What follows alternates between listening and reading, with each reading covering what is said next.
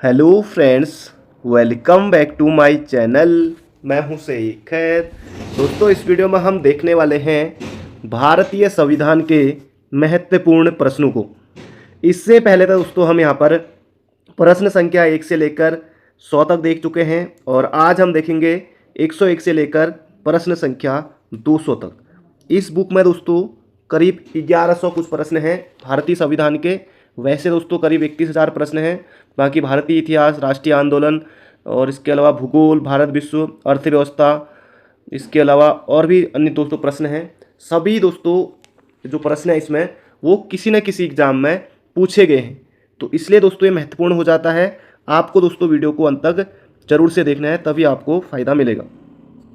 तो पहला प्रश्न है दोस्तों यहाँ पर हमारा, भारत के संविधान के अनुच्छेद 200 के प्रावधान के अंतर्गत किसी राज्य के महामहिम गवर्नर को अधिकार है कि वह, अब दोस्तों यहाँ पर राज्यपाल के बारे में पूछा गया है कि अनुच्छेद 200 के तहत दोस्तों राज्यपाल को क्या क्या अधिकार है, ये यहाँ पर आपको बताना है। राज्य के विधानमंडल द्वारा पारित बिल पर अपनी सहमति रोक ले, ये दोस्तों कर सकता है। दूसरा है कि राज्य के विधानमंडल द्वारा पारित बिल को राष्ट्रपति के विचार हेतु रिजर्व रखे, ये भी दोस्तों ठीक है। विधेयक को राष्ट्रपति के विचार के लिए रिजर्व रख सकता है। तीसरा दोस्तों एक और था ऑप्शन है जो यहाँ पर नहीं छपा है, नहीं आया है, यदि विधेयक मनी विधेयक हो तो वह राज्य विधानमंडल को पुनः विचार के लिए वापस कर सकता है, ये भी ठीक है। तो इसमें दोस्तों 1, 2, 3 यहाँ पर सभी के सभी जो है हमारे सही हो जाएंगे। आगे बढ़ते हैं दोस्तों, अगले प्रश्न की तरफ हम यहाँ पर बढ़ते हैं। तो यहाँ पर दोस्तों देखिए तीसरा ऑप्शन ये है कि मनी बिल को छोड़कर राज्य विधानमंडल द्वारा पारित बिल को पुनः विचार हेतु विधानमंडल को वापस कर दे। तो 1, 2, 3 दोस्तों यहाँ पर ये सभी के सभी सही हैं। आगे बढ़ते हैं। अगला दोस्तों हमारा प्रश्न है, संविधान का कौन सा अनुच्छेद राष्ट्रपति को पिछड़े वर्गों की दशा की जांच हेतु प्राधिकृत करता है? तो ये दोस्तों किसमें किया गया है?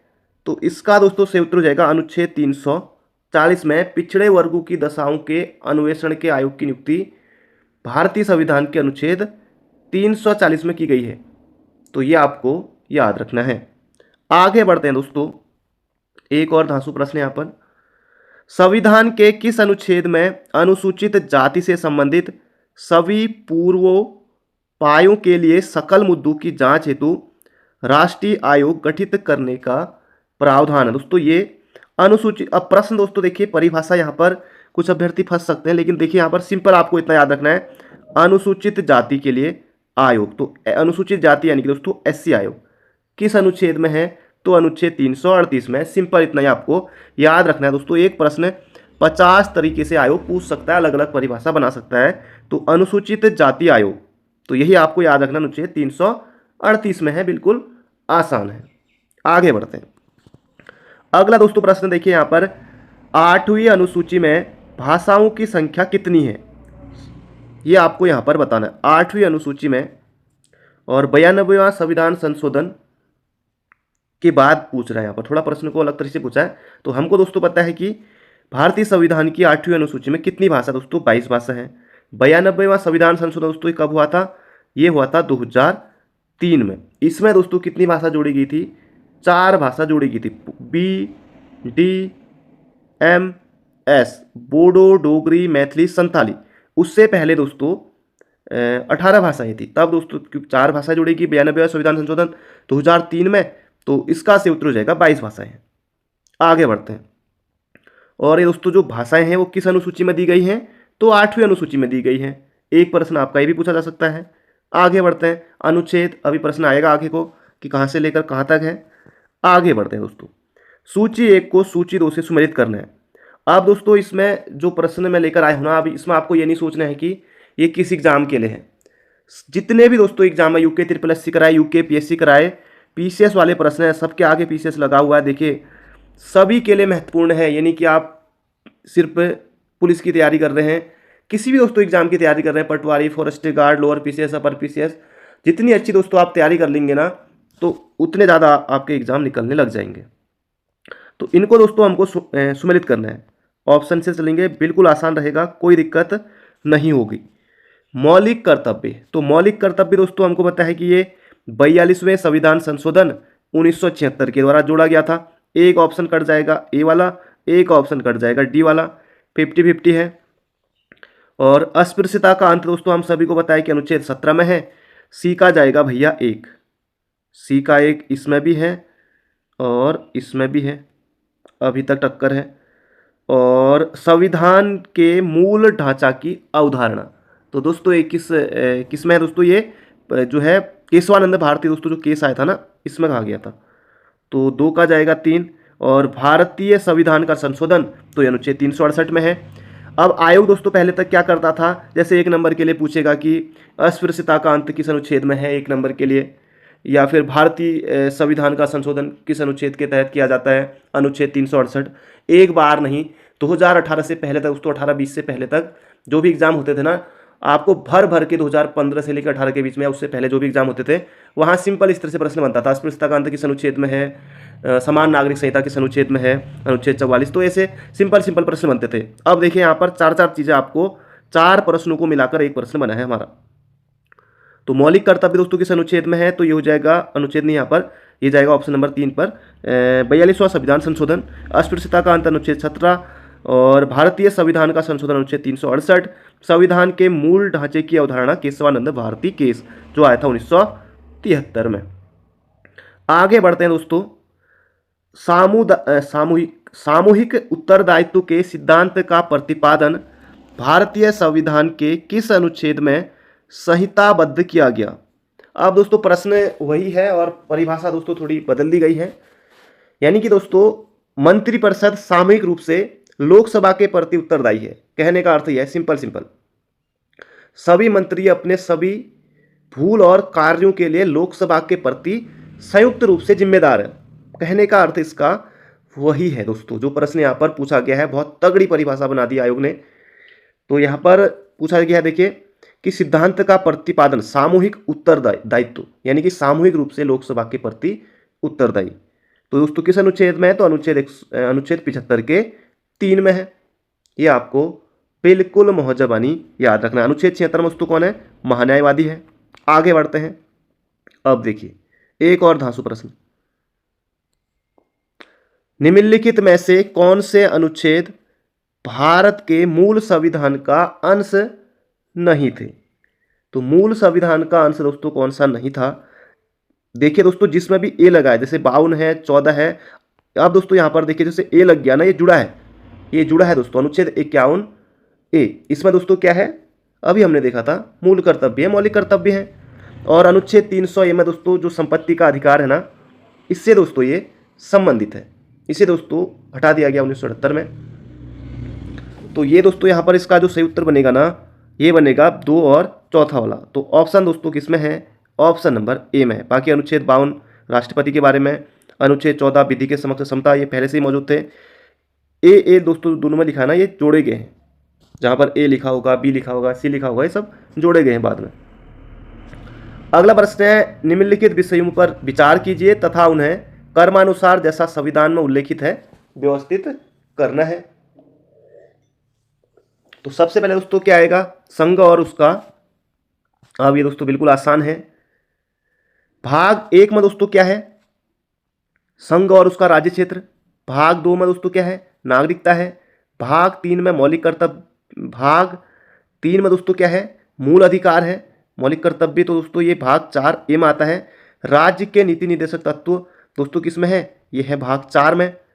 तो इनको दोस्तों हमको सुमेलित करना है। भारतीय संविधान में दोस्तों आप सभी को पता है कि 22 भाग हैं, 395 अनुच्छेदों में बटा है। अब तो फिलहाल मूल में इतने थे, अब तो थोड़ा अनुच्छेद ज़्यादा बढ़ गए हैं। तो इनको दोस्तों क्रम वाइज लगाना है। तो सबसे पहले आएगा संघ तथा उसका राज्य क्षेत्र। तो सबसे पहले आएगा एक, देखिए एक ही ऑप्शन में है एक। उसके बाद 3, भाग 2 में नागरिकता।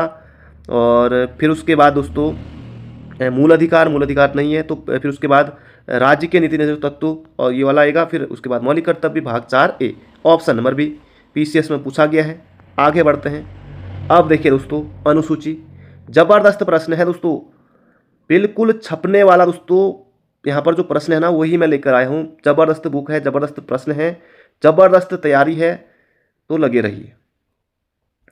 तो अनुसूची, अभी दोस्तों हमने देखा था 8वीं अनुसूची में दोस्तों क्या है, भाषाएं हैं। डी का 3 कितने अनुच्छेदों में है, सॉरी कितने ऑप्शन में है दोस्तों? डी का 3 कितने ऑप्शन में? केवल एक ऑप्शन में है। अब देखिए कितना आसान है। हालांकि प्रश्न बड़ा लग रहा होगा कि सूची 1 को सूची 2 से सुमेलित कीजिए तथा सूचियों के नीचे दिए गए कूट से सही उत्तर का चयन कीजिए।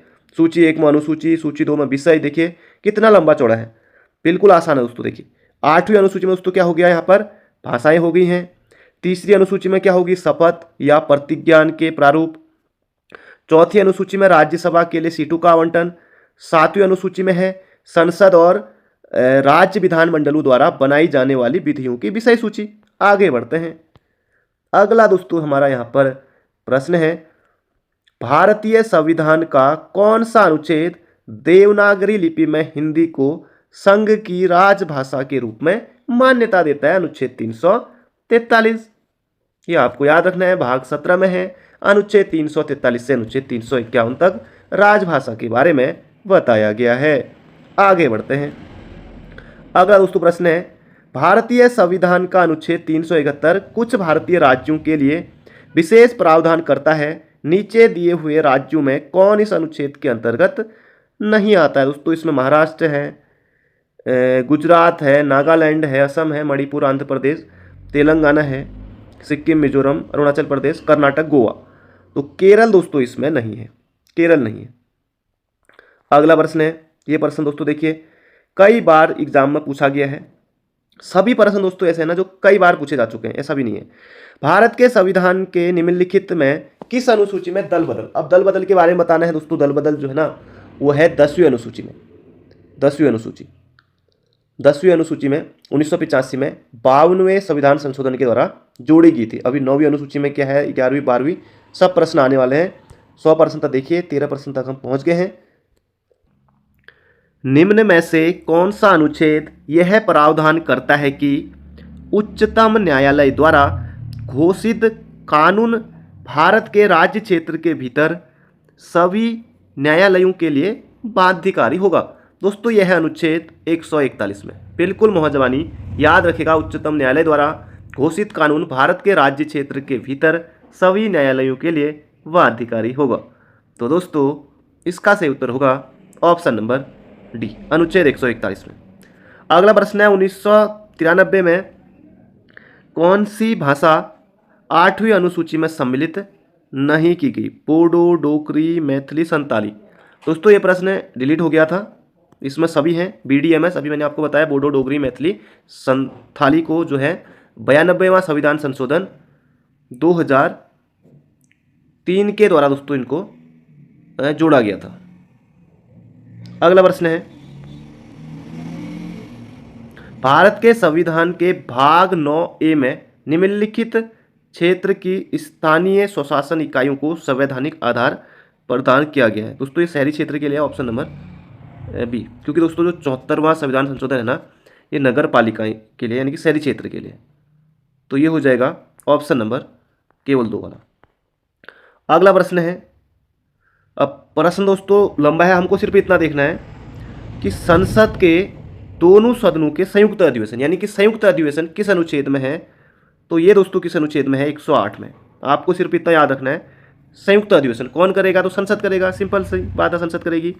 तो ये अनुच्छेद 108 में है, संयुक्त अधिवेशन। शॉर्टकट में याद रखिए, भारतीय संविधान के अनुच्छेद 108 के अधीन किसी विधेयक पर दोनों सदनों के बीच गतिरोध की अवस्था में संयुक्त अधिवेशन का उपबंध किया गया है। आगे बढ़ते हैं। अगला प्रश्न दोस्तों देखिए, भारत के संविधान के अनुच्छेद 300 के अनुसार भारत की सरकार का कानूनी नाम क्या है? दोस्तों ये क्या है? द यूनियन ऑफ इंडिया है। ऑप्शन नंबर बी हो जाएगा सटीक उत्तर, याद रखेगा, छपेगा एग्जाम में। अगला प्रश्न देखिए यहाँ पर, निम्नलिखित में से कौन सा अनुच्छेद भारत के राष्ट्रपति द्वारा वित्त आयोग की नियुक्ति से संबंधित है? अब प्रश्न दोस्तों लंबा चौड़ा है, बिल्कुल आसान है, तो सिंपल आप यहाँ से याद रखेंगे, भारत के राष्ट्रपति द्वारा वित्त आयोग की नियुक्ति कौन करता है? तो राष्ट्रपति करता है। और ये दोस्तों हर 5वें वर्ष किया जाता है या फिर पहले भी किया जा सकता है। तो ये अनुच्छेद 280 में है। बिल्कुल सिंपल है, कोई दिक्कत नहीं है, छपने वाला प्रश्न है। जो दोस्तों मैं यहाँ से प्रश्न लेके आया हूँ ना, करीब इसमें संविधान के 1100 प्रश्न रहेंगे। बहुत ज़्यादा प्रश्न दोस्तों फंसेंगे एग्जाम में, तो इसलिए बने रहेगा अंत तक। अगला प्रश्न है, भारतीय संविधान के छठी अनुसूची के प्रावधान किस राज्य पर लागू होते हैं? किस राज्य पर होते हैं? AMTM, याद रखिए, AMTM, असम, मेघालय, त्रिपुरा, मिजोरम। तो टी से आ गया त्रिपुरा, ऑप्शन सी।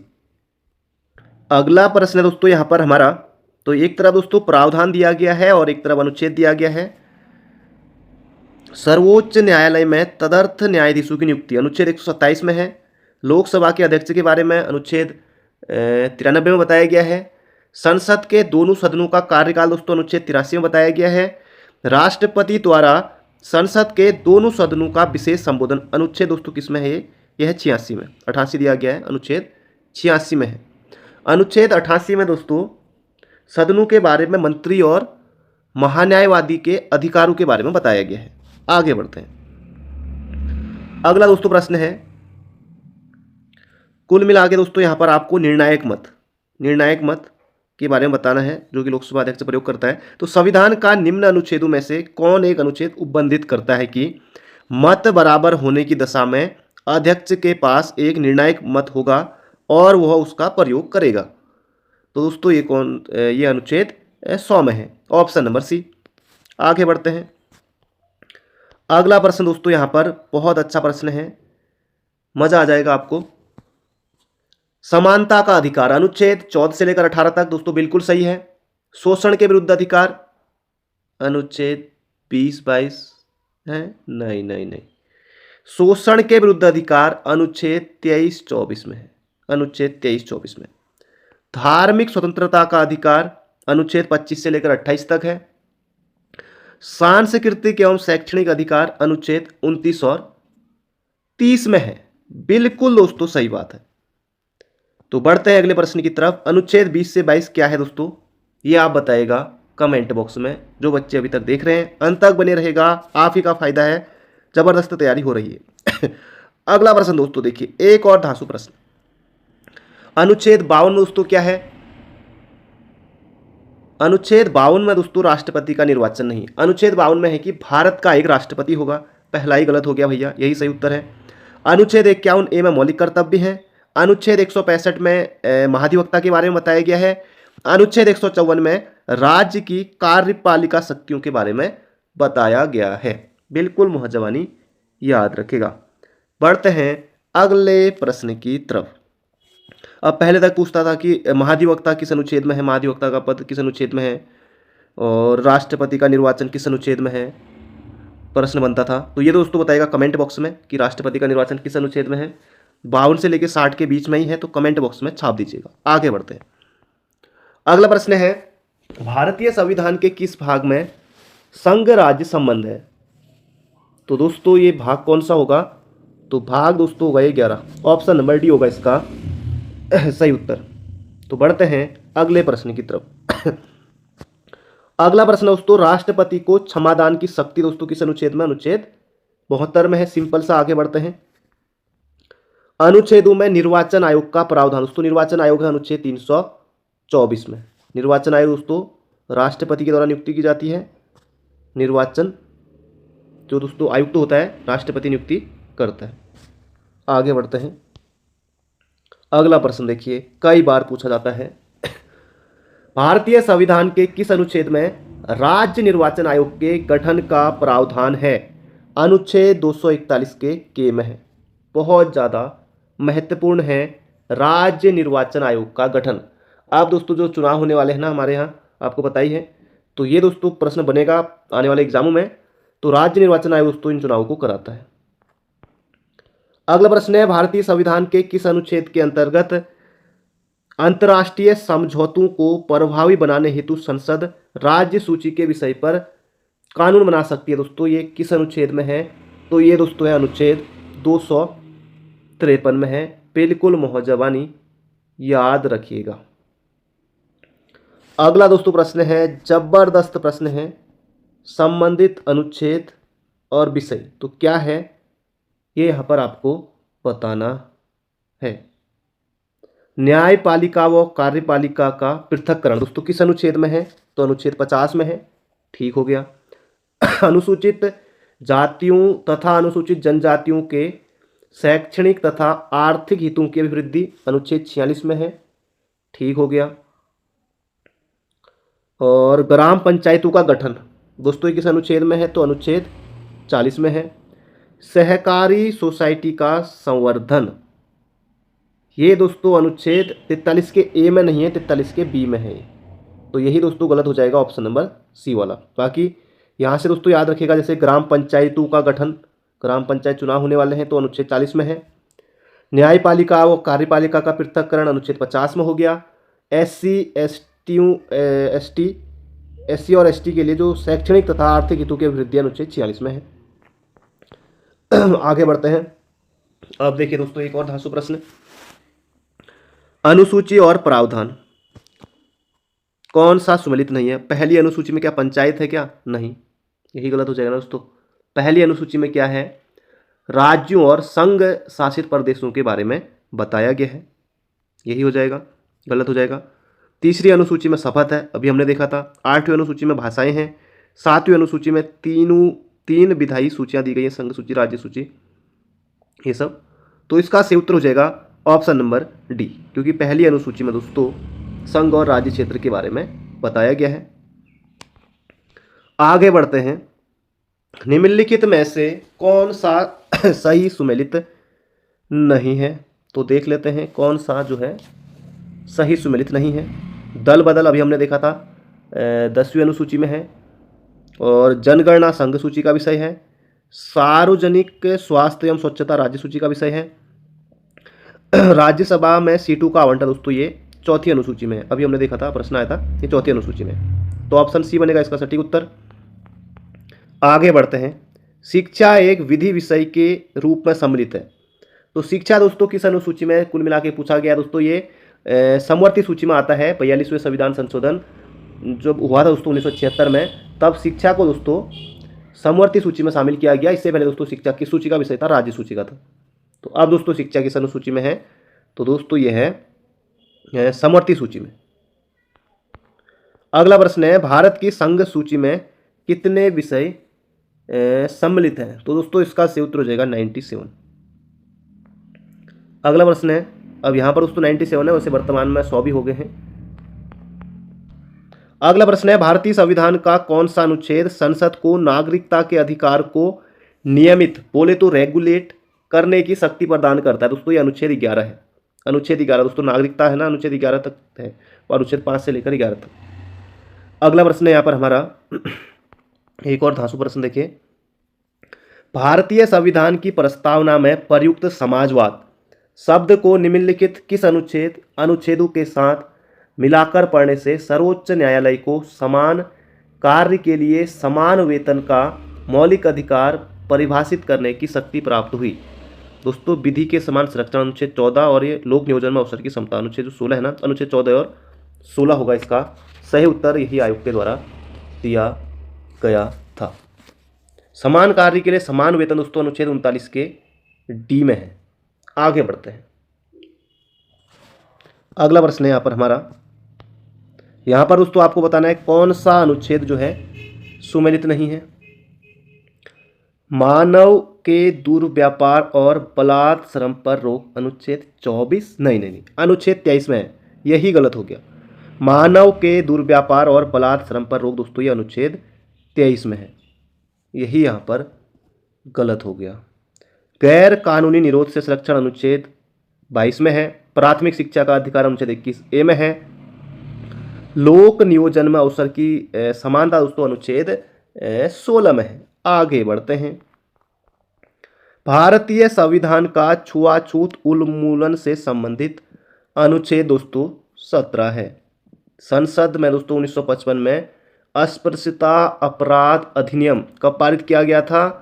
1955 में किया गया था। अनुच्छेद 17 दोस्तों छुआछूत का उन्मूलन कर दिया गया।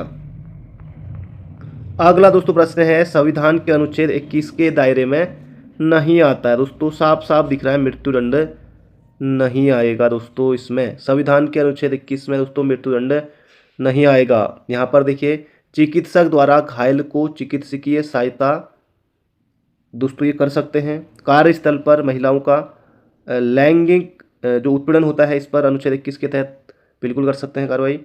और पानी की गुणवत्ता को दूषित करना, तो ये भी नहीं करना चाहिए, तो ये भी इसमें शामिल है। तो मृत्युदंड दोस्तों अनुच्छेद 21 में शामिल नहीं है। अगला प्रश्न है अनुच्छेद 25 दोस्तों, धार्मिक स्वतंत्रता का अधिकार 25 से लेकर 28 तक। अगला प्रश्न है, किसी अपराध के अभियुक्त को स्वयं अपने विरुद्ध गवाह बनने के लिए बाध्य नहीं किया जा सकता। भारतीय संविधान के किस अनुच्छेद में वर्णित है? तो अनुच्छेद 20 में है। अगला प्रश्न है, भारतीय संविधान के निम्नलिखित में से किस अनुच्छेद में यह व्यवस्था की गई कि सभी अल्पसंख्यकों को अपनी रुचि की शिक्षण संस्थाओं की स्थापना व प्रशासन का अधिकार होगा? दोस्तों ये किस अनुच्छेद में है? दोस्तों यह अनुच्छेद 30 में है। अगला प्रश्न है, भारतीय संविधान का कौन सा अनुच्छेद बच्चों के शोषण के विरुद्ध मौलिक अधिकार से संबंधित है? दोस्तों इसका सही उत्तर होगा हमारा ऑप्शन नंबर डी, अनुच्छेद 24 में है। आगे बढ़ते हैं। अब दोस्तों इसको यहाँ पर हमको सुमेलित करना है। कोई ना कोई आप निश्चित रूप से जानते होंगे, समान नागरिक संहिता अनुच्छेद 44। तो सी का 4 इसमें कटा, इसमें कटा, दो ऑप्शन हमारे पास बच गए हैं, तो ऑप्शन बच गए हैं। ग्राम पंचायतों का गठन अनुच्छेद 40 में है, तो ऑप्शन सी बन गया सीधे सीधे। तो सुमेलित दोस्तों करना है। अनुच्छेद 40 में दोस्तों क्या है? ग्राम पंचायत का गठन है। अनुच्छेद 41 में दोस्तों क्या है? काम करने का अधिकार है। अनुच्छेद 44 में दोस्तों क्या है? समान नागरिक संहिता है। और अनुच्छेद 48 में दोस्तों क्या है? कृषि एवं पशुपालन व्यवस्था। दोस्तों ये तो क्रम वाइज ही ठीक है, 1 2 3 4, ऑप्शन ए ही इसका सही बन रहा है। अनुच्छेद 40 हो जाएगा ग्राम पंचायतों का गठन, अनुच्छेद 41 में काम करने का अधिकार, अनुच्छेद 44 में समान नागरिक संहिता, अनुच्छेद 48 में कृषि एवं पशुपालन। आगे बढ़ते हैं। भारत की विदेश नीति दोस्तों 21 अनुच्छेद में है, तो दोस्तों ये अनुच्छेद 51 हो जाएगा इसका सही उत्तर। भाग 4 में आता है राज्य के नीति निर्देशक तत्वों में 51 ए में दोस्तों शामिल है। आगे बढ़ते हैं। राष्ट्रपति का अध्यादेश दोस्तों किस अनुच्छेद में है? राष्ट्रपति का अध्यादेश अनुच्छेद 123 में है।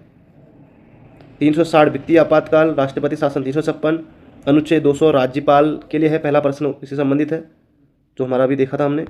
अगला प्रश्न है, संविधान के किस अनुच्छेद के अंतर्गत न्यायालयों द्वारा संसद की कार्रवाइयों की जांच करना प्रतिबंधित किया गया? दोस्तों ये अनुच्छेद किस में है? तो अनुच्छेद 122 में है।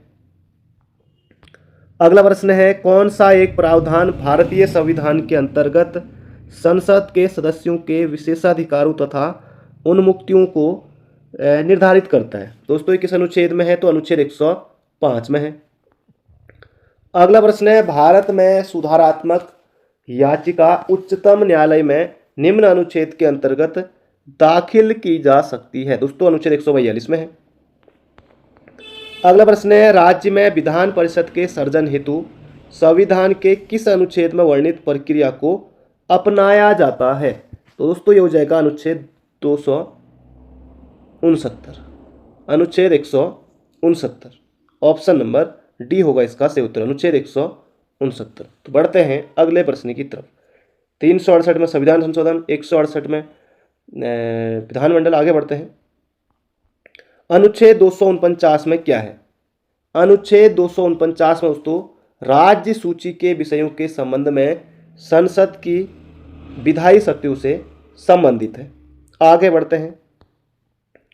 अगला प्रश्न है, संविधान के किस अनुच्छेद में यह व्यवस्था की गई है कि प्रत्येक राज्य शिक्षा के प्राथमिक स्तर पर मातृभाषा में शिक्षा की पर्याप्त सुविधाओं की व्यवस्था करने का प्रयास करेगा? दोस्तों अनुच्छेद 350 के क में है। अगला प्रश्न दोस्तों इनको यहाँ पर मिलाना है। वित्त आयोग ये है 280 में। भारत का नियंत्रक एवं महालेखा परीक्षक कैग हो जाएगा अनुच्छेद 148 में। संघ लोक सेवा आयोग दोस्तों अनुच्छेद 315 में हो जाएगा, यूपीएससी अनुच्छेद 315 में है। और प्रशासनिक अधिकरण हो जाएगा अनुच्छेद 323 के ए में। आगे बढ़ते हैं। अगला प्रश्न है, किन अनुच्छेदों द्वारा अंतर्राज्यीय व्यापार की स्वतंत्रता नियमित की गई? दोस्तों ये किस में आती है? तो अनुच्छेद 301 से 307 तक ये है। अगला प्रश्न है, संविधान के किस प्राविधान में कहा गया है कि विधि के प्राधिकार के बिना न तो कोई कर लगाया जा सकता है और न ही एकत्रित किया जा सकता है? दोस्तों यह है अनुच्छेद 265 में। अगर ये प्रश्न एग्जाम में बनेगा तो बहुत कम अभ्यर्थी सही कर पाएंगे, फिर बोलेंगे पेपर टफ आया था। इसलिए दोस्तों देख लीजिए, पढ़ लीजिए, बेहतरीन मौका है। अब देखिए फिर अनुच्छेद वाला आ गया, बिल्कुल दोस्तों अंत तक बने रहेगा। वित्त आयोग अनुच्छेद 280, अखिल भारतीय सेवाएं अनुच्छेद 312, संविधान संशोधन अनुच्छेद 368, वित्तीय आपात अनुच्छेद 360। किसी ऑप्शन में मिल जाएगा। आगे बढ़ते हैं, कोई दिक्कत नहीं होने वाली। अब यहां पर देखिए इसको फिर मिलाना है। लोक सेवा आयोग ये दोस्तों किसमें? अनुच्छेद 315 में है। वित्तीय आपातकाल अनुच्छेद 360 में है। और हिंदी का विकास तो अनुच्छेद 351 में जाएगा। 341 में अनुसूचित जातियां, तो ये आपको बिल्कुल याद रखना है। पढ़ते हैं अगले प्रश्न की तरफ। अगला प्रश्न दोस्तों यहाँ पर फिर अनुच्छेद वाला आ गया है, बेहतरीन प्रश्न है। विधि के समक्ष समता, दोस्तों ये अनुच्छेद किसमें? अनुच्छेद 14 में। तो ए का जाएगा 3, तो ए का 3 दोस्तों देखिए केवल एक ऑप्शन में है। कार्य करने का अधिकार अभी हमने देखा था अनुच्छेद 41 में है। कार्य करने के लिए सही और मानवीय स्थिति अनुच्छेद 42 में है। और बच्चों के लिए मुफ्त तथा अनिवार्य शिक्षा अनुच्छेद 45 में है। आगे बढ़ते हैं, देखिए फिर आ गया अनुच्छेद 368 संविधान संशोधन, अनुच्छेद 14 समानता का अधिकार, अनुच्छेद 36 नीति निर्देशक तत्व, अनुच्छेद 74 मंत्रिपरिषद। किसी ऑप्शन में मिल जाएगा। आगे बढ़ते हैं, अनुच्छेद 14 समानता का अधिकार, सीधे सीधे मोहजबानी याद रखिए। अनुच्छेद 36 बोले तो डीपीएसपी नीति निर्देशक तत्व, अनुच्छेद 74 मंत्रिपरिषद, अनुच्छेद 368 संविधान संशोधन प्रक्रिया। फिर आ गया दोस्तों एक और जबरदस्त क्वेश्चन, कोई ना कोई आप जानते होंगे। अनुच्छेद 76 भारत का महान्यायवादी, अनुच्छेद 48 में कैग के बारे में है, नियंत्रक एवं महालेखा परीक्षक अनुच्छेद 148 हो जाएगा। अनुच्छेद 75 के 1 में है केंद्रीय मंत्रियों की नियुक्ति, और अनुच्छेद 131 में हो जाएगा सर्वोच्च न्यायालय का क्षेत्राधिकार। कोई दिक्कत नहीं हुई इस प्रश्न में भी। फिर अनुच्छेद वाला आ गया, फिर बेहतरीन प्रश्न, फिर मजा आएगा। देखिए कितनी आसानी से हम सॉल्व करेंगे इस प्रश्न को, कोई ना कोई आप जरूर से जानते होंगे। देखिए राज्यपाल की नियुक्ति 1 नंबर के लिए यही प्रश्न बन जाएगा। अनुच्छेद 155 में है राज्यपाल की नियुक्ति, ठीक हो गया। अब देखिए मुख्यमंत्री की नियुक्ति कौन करता है? राज्यपाल करता है दोस्तों। मुख्यमंत्री अनुच्छेद 164 है। राज्य के मुख्यमंत्री और मंत्रिपरिषद की नियुक्ति अनुच्छेद 164 में है। राज्यपाल की नियुक्ति अनुच्छेद 155 में है। और अनुच्छेद 54 में दोस्तों क्या है? अनुच्छेद 54 में दोस्तों है ये राष्ट्रपति का निर्वाचन, जो आपसे कमेंट में बताने के लिए कहा था दोस्तों, यही है वो प्रश्न। राष्ट्रपति का निर्वाचन अनुच्छेद 54 में। अनुच्छेद 75 में है संघीय प्रधानमंत्री और मंत्रिपरिषद की नियुक्ति। अगला प्रश्न है, अब देखिए एक और जबरदस्त प्रश्न, फिर आप मजे से बिल्कुल प्रश्न को हल करेंगे। अनुच्छेद 14 समता का अधिकार, अनुच्छेद 2 विधानतः और नए राज्य को शामिल करने का अधिकार, अनुच्छेद 22 गिरफ्तारी और निरोध से संरक्षण, अनुच्छेद 111 राष्ट्रपति का विधेयक की अनुमति देने का अधिकार।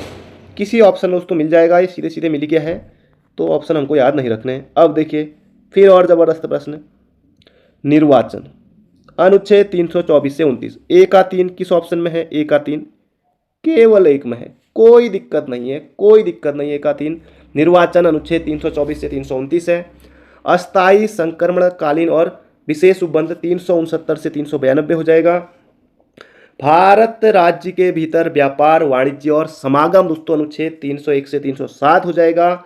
संघ और राज्यों के बीच विधायी शक्ति अनुच्छेद 245 से 255। कोई दिक्कत नहीं है दोस्तों, एक लाइक कर दीजिए, हो सके तो एक शेयर भी कर दीजिएगा, कोई दिक्कत नहीं है।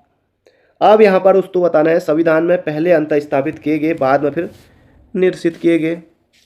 तो पहले दोस्तों जोड़े गए थे, फिर बाद में हटा दिया गया था। कुल मिला के ये है। अब इसमें दोस्तों एक तो है 32 का क, दूसरा है 131 का क, और फिर उसके बाद है 257 का क। 1 3 4। तो बढ़ते हैं अगले प्रश्न की तरफ। अगला प्रश्न दोस्तों देखिए यहाँ पर, ये प्रश्न दोस्तों देखिए इतने एग्जामों में आ गया है, अब इससे भी कई एग्जामों में आ गया जिसकी कोई गिनती नहीं है क्योंकि इतने सारे एग्जाम होते हैं। कुल मिला के दोस्तों पूछ रहा है कि चौथी अनुसूची में क्या है, तो राज्यसभा में सीटों का आवंटन है। सिंपल है, सीधा सा है, इतना ही है। पहली अनुसूची में क्या है, संघ और उसका राज्य क्षेत्र, बिल्कुल मोहजबानी याद रखें। दूसरी अनुसूची में क्या है, वेतन भत्ते हैं सब लोगों के, जो बड़े बड़े ये पदाधिकारी हैं। तीसरी अनुसूची में क्या है, वेतन भत्ता मिल गया उनको। फिर तीसरे में क्या लेंगे, वो शपथ लेंगे। चौथी में यही हो गया राज्यसभा सीटों का आवंटन। पांचवी अनुसूची में क्या है, अनुसूचित क्षेत्रों व अनुसूचित जनजातियों के प्रशासन और नियंत्रण के बारे में। छठी अनुसूची में एमटीएम। सातवीं में संघ सूची, राज्य सूची, समवर्ती सूची, शक्तियों का बंटवारा है। आठवीं अनुसूची में भाषाएं हैं। बाकी इस तरह से दोस्तों हमारी 12वीं अनुसूची में, 11वीं अनुसूची में पंचायत है, 12वीं में नगर निकाय है, 10वीं में दल बदल है, और 9वें में दोस्तों कुछ अधिनियमों और विनियमों का विधि मान्यकरण है। आगे बढ़ते हैं। अब तीसरी अनुसूची के बारे में दोस्तों बताना है। तीसरी अनुसूची में दोस्तों शपथ है, बिल्कुल है ना, शपथ है। उच्चतम न्यायालय के मुख्य न्यायाधीश द्वारा शपथ, बिल्कुल है, उच्चतम न्यायालय शपथ ही ले रहे हैं ये भी, है ना। और संसद के सदस्य द्वारा ली जाने वाली शपथ, ये भी है। राष्ट्रपति के दोस्तों नहीं। अब राष्ट्रपति दोस्तों, ये तीसरी अनुसूची में राष्ट्रपति की शपथ नहीं आती है। राष्ट्रपति के लिए दोस्तों जो शपथ है ना, वो किस अनुच्छेद में है, आप बताएंगे या फिर मैं बताऊं? आप बताएंगे कमेंट बॉक्स में, और मैं बता रहा हूं यहाँ पर। तो राष्ट्रपति का दोस्तों जो शपथ है ना, वो दोस्तों दी गई है किस अनुच्छेद में बताऊं? यह है दोस्तों अनुच्छेद 60 में, क्योंकि इसके लिए अलग से अनुच्छेद है, ये तीसरी अनुसूची में नहीं आएगा फिर, क्योंकि उसके लिए अलग अनुच्छेद है ना। अनुच्छेद 60 में बताया गया है, तो ये हो जाएगा ऑप्शन नंबर 1 2 4। ऐसे ही दोस्तों आयोग फंसाता है अभ्यर्थियों को। आयोग दोस्तों यही सोचता है कि अभ्यर्थी जो है, अभ्यर्थियों को 85 नंबर पर रोक दें, लेकिन लड़के तो नंबर ले ही आते हैं, अच्छी तैयारी करते हैं। 100 नंबर का पेपर होगा, 80 से ऊपर पहुंचा देते हैं, 75 से ऊपर तो है ही है कट ऑफ। अब इनमें बताना है कि कौन सा जो है किसमें सुमेलित है। वन दोस्तों समवर्ती सूची में है। शेयर बाजार, शेयर बाजार दोस्तों समवर्ती में नहीं है, संघ में है शेयर बाजार, ये गलत हो गया। डाकघर बचत बैंक संघ सूची, जन स्वास्थ्य राज्य सूची। अगला प्रश्न है, यदि भारतीय संघ में नए राज्य का गठन होता है तो निम्न में से एक शेड्यूल का संशोधन करना आवश्यक होगा। दोस्तों पहला शेड्यूल पहली अनुसूची में है ना। भारतीय संविधान की 9वीं अनुसूची दोस्तों भूमि सुधार हो जाएगा, 169 का सी। दोस्तों करीब 30 प्रश्न और बचे हैं, अंत तक बने रहिए। कौन सा विषय जो है दोस्तों वो समवर्ती सूची का है? कौन सा विषय समवर्ती सूची का है? आपराधिक मामले, पुलिस राज्य सूची का है। आर्थिक नियोजन एक विषय है, छपने वाला प्रश्न दोस्तों, आर्थिक नियोजन समवर्ती सूची का है। अगला प्रश्न है, आप दोस्तों देखिए इनमें से आपको मिलाना है कौन कहां कहां जाएगा। केंद्र सूची में दोस्तों क्या क्या है, तो केंद्र सूची में दोस्तों यहां पर आएगी हमारे, केंद्र सूची में दोस्तों कौन सा आएगा? केंद्र सूची में होगा यहां पर हमारा जनगणना। राज्य सूची में है दोस्तों यहां पर पुलिस और सार्वजनिक व्यवस्था। इसके अलावा समवर्ती सूची में है जनसंख्या नियंत्रण और परिवार नियोजन। अवशिष्ट विषय हो गया यहां पर अंतरिक्ष अनुसंधान। आगे बढ़ते हैं। अब इसको दोस्तों फिर बताना है, इनकी सूची भी बतानी है। संघ सूची में सामान्य हित के विषय रहते हैं, संघ सूची में सामान्य हित के विषय रहते हैं। राज्य सूची में स्थानीय हित के विषय रहते हैं। समवर्ती सूची में कानून की समरूपता अपेक्षित किंतु आवश्यक नहीं। सरकारों द्वारा शुल्क एवं कर लगाने का अधिकार किस अनुसूची में है? दोस्तों ये 7वीं अनुसूची में है। कोहिलो केस भारत की संविधान की किस अनुसूची में है? कोहिलो केस दोस्तों ये 9वीं अनुसूची में है, ये वाला कोहिलो वाला। अगला प्रश्न है, भारतीय संविधान की अनुसूची 12 में नगर पालिकाओं के लिए कितने मत दिए गए? दोस्तों ये अनुच्छेद ये 18 हो जाएगा इसका सही उत्तर। भारतीय संविधान की अनुसूची 12 74वें संविधान संशोधन 1992 के द्वारा जोड़ा गया था और नगर पालिकाओं के लिए 18 मद इसमें शामिल है। अब देखिए दोस्तों, ये भाग दिए गए हैं, इनको सुमेलित कर लेते हैं। भाग 1 संघ और उसका राज्य क्षेत्र, भाग 2 नागरिकता, भाग 3 मौलिक अधिकार, भाग 4 राज्य के नीति निर्देशक तत्व। अगला प्रश्न है भारतीय संविधान का भाग 16 अनुच्छेद 330 से 342 तक।